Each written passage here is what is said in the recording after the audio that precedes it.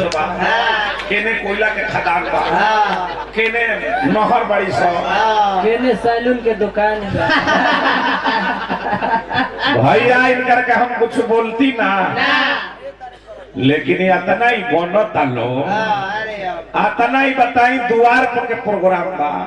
आई mic हटा के इतना गंदा गंदा बात की बोलत है, इतना गंदा गंदा बात नहीं बोलत है, हमारा बात एकदम बर्दाश्त ले बोहरी हो गई बा। मुखिया जी आई बनी तो एगो काम को के जाए के बा, ए जब दू गो पेंशन करे के बा, हमार नाव बूढ़ा हो, आई हमार बुढ़िया हो, एकरा का कदम के बा वृद्धा पेंशन,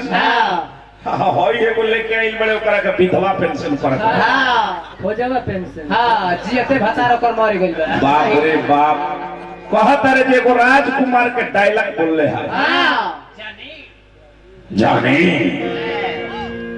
ये जो तुम खेल खेल रहे हो, हम उस दिन से खेलते आ रहे हैं। एक बदवा कहले है जो हम ना कहो, हम कहो, तू कहाँ कहो, हम कहो, हम कहो,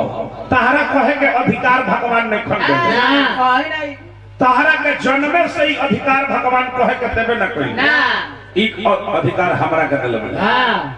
गेंडा स्वामी, ये जो तुम खेल खेल रहे हो, हम उस दिन से खेलते आ रहे हैं जिस दिन से तेरे बाप दादा सैलून में खिजाव लगाया करते थे, समझे नहीं?